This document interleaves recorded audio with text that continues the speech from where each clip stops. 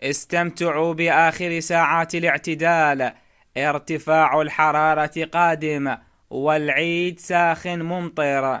تعيش محافظات العراق في الساعات 48 الأخيرة من الأجواء المعتدلة والباردة ليلا خلال اليوم الاثنين وغدا الثلاثاء فقط، فيما تبدأ الحرارة بالارتفاع ابتداء من يوم الأربعاء المقبل، لتكون الأجواء في عيد الفطر ساخنة ممطرة.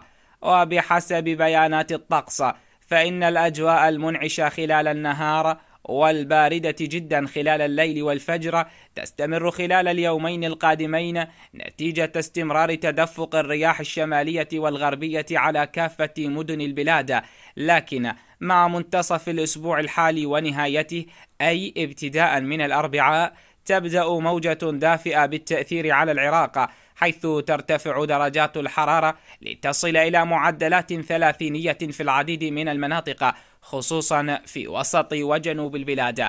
وبعد هذه الموجة الدافئة من المتوقع أن تتأثر البلاد بحالة جوية ممطرة، حيث من المتوقع تأثير كتلة هوائية حارة في الأسبوع القادم بالتزامن مع أجواء العيد، أي ستكون أجواء العيد حارة مع وجود تساقط الأمطار. وتشير المعطيات بعيدة المدى إلى عدة حالات ماطرة تتسم بالشدة خلال الشهر القادم وبدايات آيار، حيث تبدأ الحالات بالتصاعد تدريجيا مع مرور الوقت، وهي حالات غالبيتها ربيعية لن يصاحبها برد واضح على السطح، غير أنها تتميز عن حالات الشتاء بالغزارة الشديدة، لكنها ليست شاملة أحيانا.